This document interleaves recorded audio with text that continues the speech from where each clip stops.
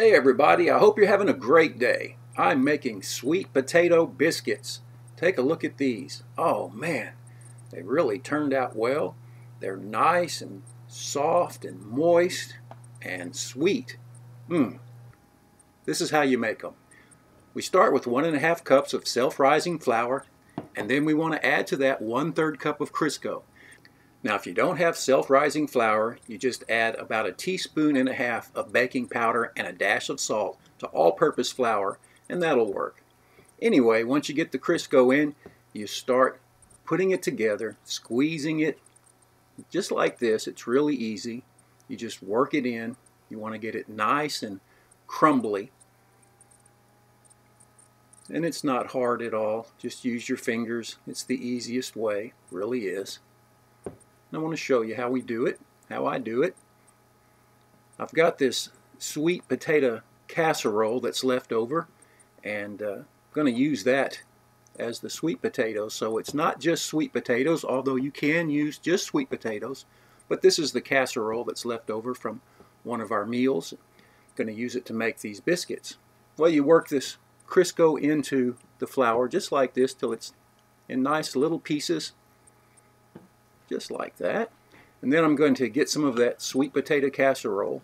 It's really good, but I'm going to give it a second chance with biscuits. I'm going to use about 3/4 of a cup. That's a 1/2 cup measuring cup I'm using, and you can see it was more than overflowing that cup. So I'd guess about 3/4 cup. You could use more or less, just whatever you like. And then you want to start kind of turning it over in that flour. And we're going to do to it exactly what we did to the Crisco. We're going to start working the flour into it and getting it crumbled in and mixed in. And you just turn it over and you squeeze it and you break it apart, and it'll become nice and crumbly, just like this. And it depends on how much moisture is in your sweet potatoes. It determines how much milk you're going to use. I'm going to use that same measuring cup that I got the Crisco out with. It doesn't matter.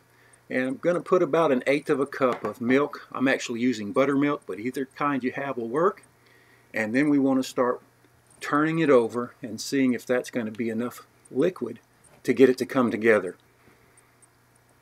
And you kind of reach down to the bottom and turn it over and lightly press it. I'm going to speed this up, but I want you to see how I'm doing it. It's real simple. And if I noticed it wasn't coming together, I'd put a little more milk in. So you can see how it's come together. It's moist and sticking, but I'm not pressing it really hard. I want to keep it kind of light. You know, that's the secret to good biscuits. You don't want to overwork your dough. Now I could press this out and cut biscuits, but I think I'm going to go ahead and just make individual ones break off from the dough. So I always use a biscuit cutter, but not this time, because you can do it either way. So pull off just a little bit, about that much, about the size of a biscuit, and pat it, get it round, just like that. Simple, huh? Now this potato casserole has brown sugar and walnuts and all sorts of things, so these are going to be really sweet. And we're going to pop these into the oven, 425, for about 12 to 15 minutes. And this is how they turn out. Light golden brown. Beautiful. They don't rise up a whole lot, but that's okay. They're full of sugar for one reason. The bottoms are nice and brown, but not overdone.